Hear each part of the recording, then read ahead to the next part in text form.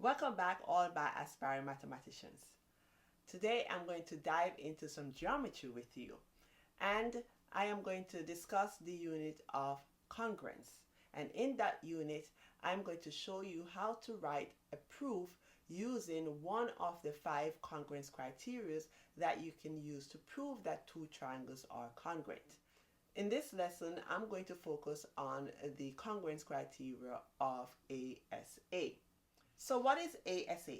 ASA is simply two pairs of angles and the included side that are congruent. And in this diagram, you will have an angle right here, and we'll put A right here, and we will also have this angle congruent to this angle right here. So you will have angle DBA is congruent to angle CBA, and you will put A there for the angle. Then you will also notice that you will have this segment here is going to be congruent, meaning it's a reflexive property. They are sharing the same segment or the same side. We'll call it also the common side.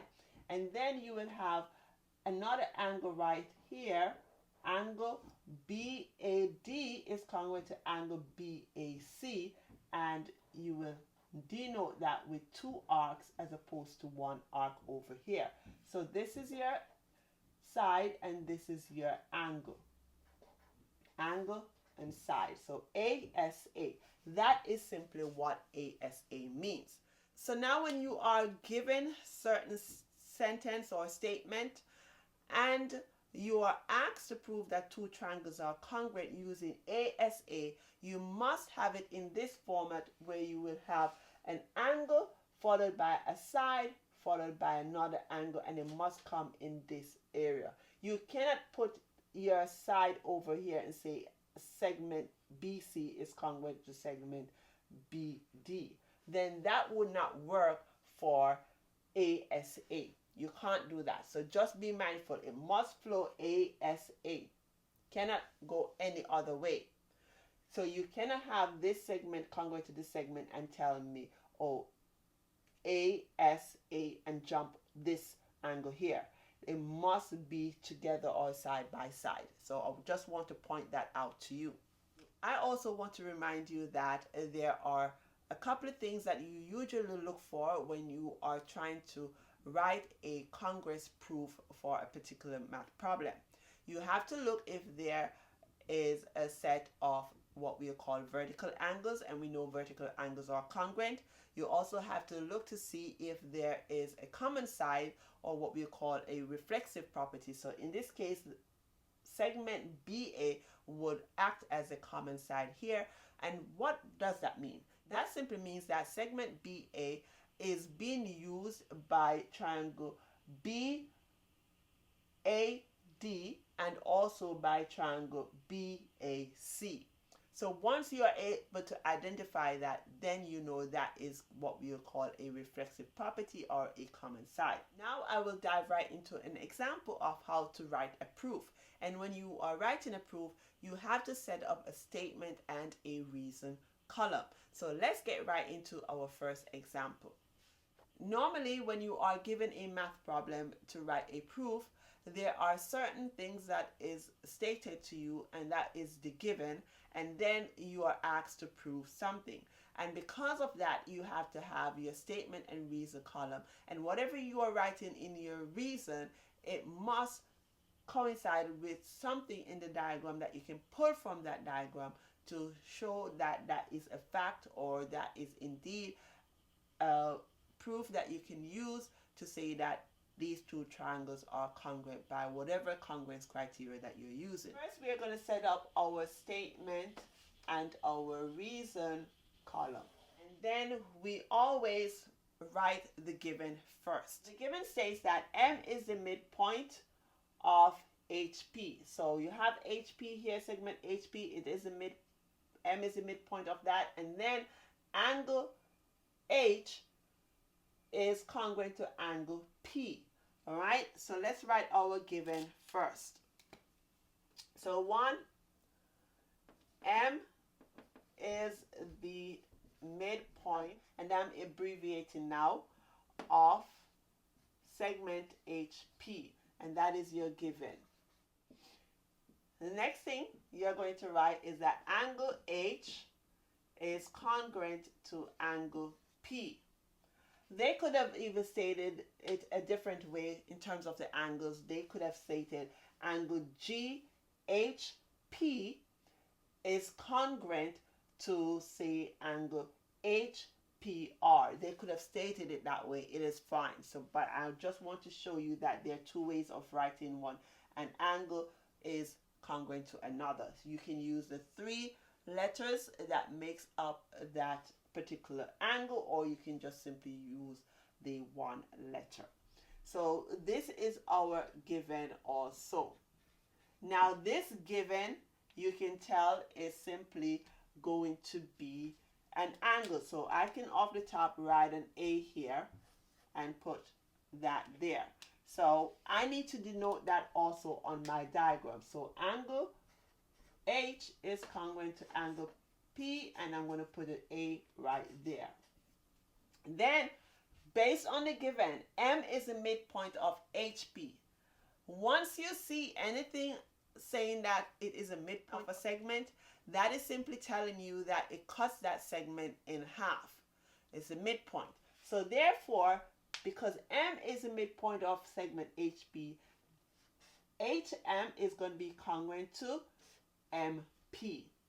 So my third statement now is that segment HM is going to be congruent to segment MP. And that is what we call, the reason is definition of midpoint. And there you will put your S to show that it is a segment. And you will have your S here. I always tell my students to do that. Now, it's telling you to prove that triangle GHM, and I always tell my students, please, if you have colored pencil, trace out what is asked of you to prove. GHM. So you're going to trace it out, or if you have highlighter, different colors, you can do that. All right, trace it out or use a different color highlighter. And I'm going to do the same thing. The next one is RPM. So I'm going to use this red color here, RPM. Trace it out. All right. So you can literally see what we are talking about. You can literally now get a visual picture of which two triangles are being asked to prove. You can pull something else from this diagram. You have your angle, you have your segment there. You also can notice that these two angles here form what we call a vertical angle. So because they're vertical angles, we will go on to say that those two angles are vertical, and we will write our sentence, right? Because vertical angles are congruent. We are not going to use the letter M this time because M is just too vague. We are going to use three letters to denote which angles are congruent. So number 4, we're going to use GMH. That is our angle. Angle GMH is going to be congruent to angle PMR. Right? And the reason, vertical angles, you can write just simply like the congruent sign, or if you don't want to write the congruent sign, you can say vertical angles and write it out, or congruent. And when you do that, you can then, because it is an angle, you can put the letter A here, and you can do this. Vertical angles are congruent. That's your A. That's your A. Now looking at this, you can see off the top, angle, side, angle. And they're asked you to prove that triangle GHM and triangle RPM are congruent. So then you can close off now by simply saying that fifth statement, triangle GHM is congruent to triangle RPM. And that is by the congruence criteria ASA congruence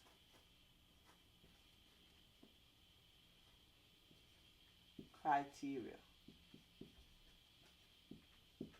As a bonus, I also want you to be able to identify the type of rigid motion that would map one triangle onto the other, because that is what congruence is all about, using the combination or one of the rigid motions to map a triangle onto the other, and therefore congruency occurs. So in this case, you will say that the rigid motion that would map triangle GHM onto triangle RPM is simply going to be rotation about the point M, which is the midpoint here. So you do a rotation about point M 180 degrees, map it onto the other triangle. All right, so that's just an added bonus. Sometimes they don't ask you that, but you need to know. And as a refresher, you should also remember that there are three rigid motions, and the three rigid motions are reflection, rotation, and translation. And in most cases, you will either have a rotation or you can also have a reflection, or sometimes it is both. It depends on what you are working with. So let's get into the second example. In this example, the given is that angle Q is congruent to angle T, and segment QU is congruent to segment TU. And you have to prove that triangle QUR is congruent to triangle TUS. First and foremost, you have your statement and reason column, and you have to write your given first and then carry on. So our given here is that angle Q is congruent to angle T, and that is our given. All right, and even though that's a given, that is actually an angle, and I can put my A here.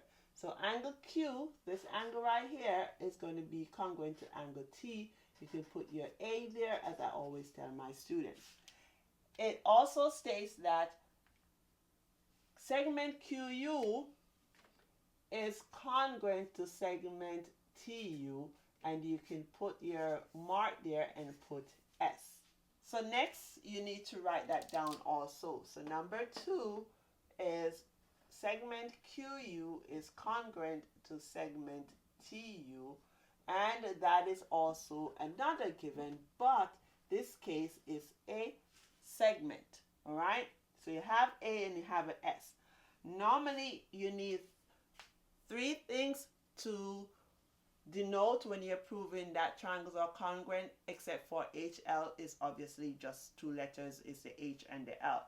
But in this case, any of the other 4, it has to be 3 letters. All right, so it's asking you to prove that triangle QUR. So you can literally draw it now. QUR, or highlight it. All right, QUR. You're going to prove that it is congruent to TUS. And I'm using a different color to highlight it.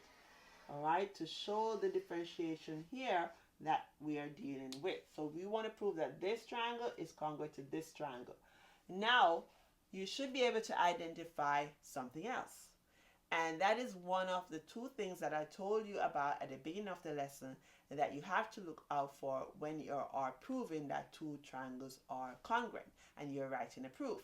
The first one I told you was the reflexive property, or the common side. And the next one was, let's see if you remember, it's going to be your vertical angles. So in this case, we don't have a reflexive property that these two triangles are sharing. We simply have vertical angles occurring here. So you can denote that.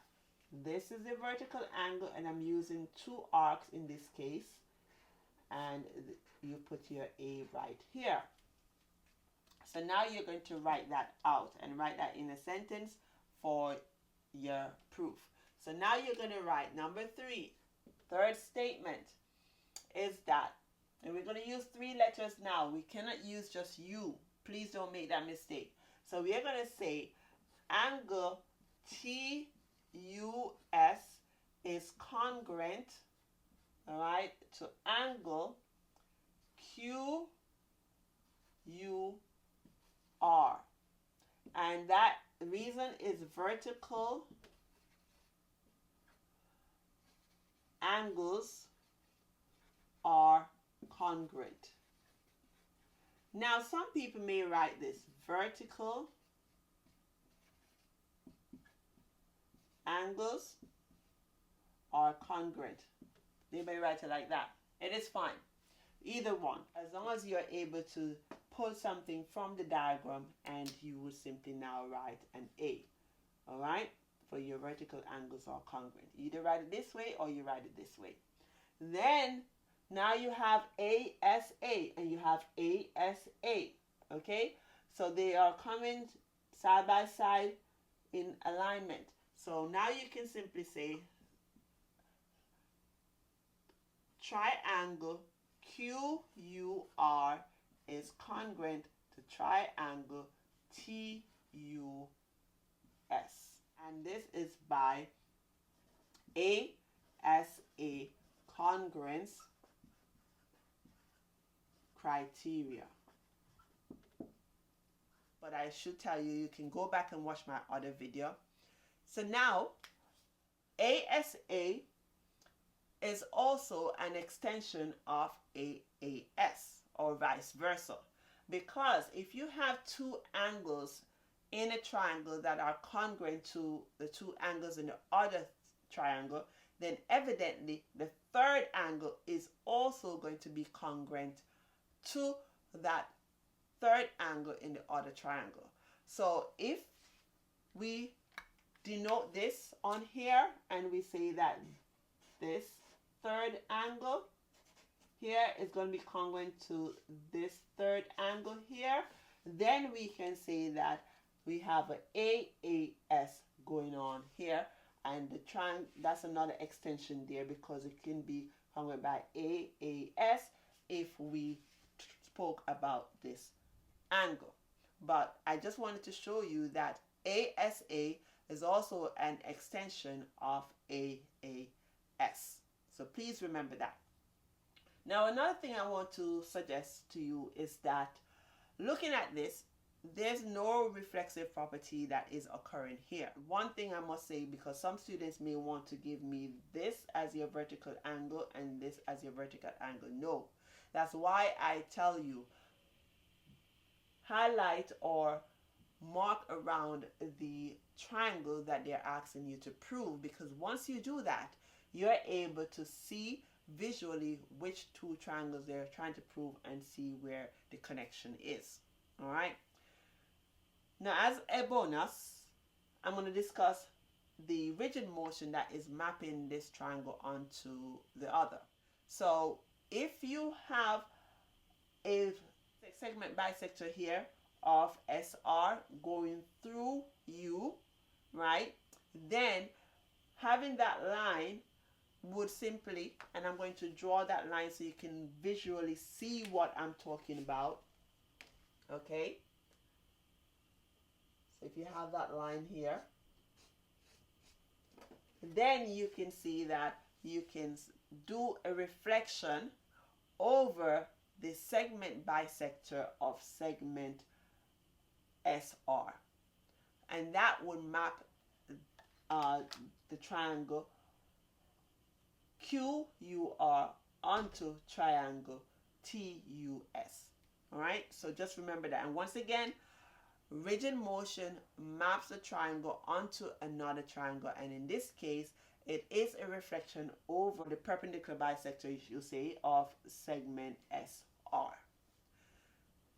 So, in conclusion, now that you know how to write the proof for an ASA, meaning an angle side angle, and you have two angles here and a side or a segment that is included or that is sandwiched, or what we call it in meat, because you have the two angles here and you have the side. So also you were able to identify that since those two angles are congruent to the other two angles in the other triangle, then obviously the third angle is going to be congruent to the other third angle in the other triangle. Hence, you will get the extension of AAS. So just be careful there, and that is the only time you will get an extension here. It is fine if you even look at it from a different lens and you look at it from AAS. It doesn't matter whether you go to the right or the left. To the right, AAS, or to the left, AAS. It is fine. So with that being said, if you have not yet subscribed to my channel, what are you waiting for? Go ahead and hit that subscribe button. And if you like what you see, share it with others around the world so they too can learn about congruence and know how to write a proof when it comes to congruence criteria. Many students struggle with this, and it is good when you share it so others can overcome that phobia that they have or that struggles that they have and do much better on their next writing of a proof. Thanks again, and hit that like button, and see you soon on the next video to come. Bye now. Cheers.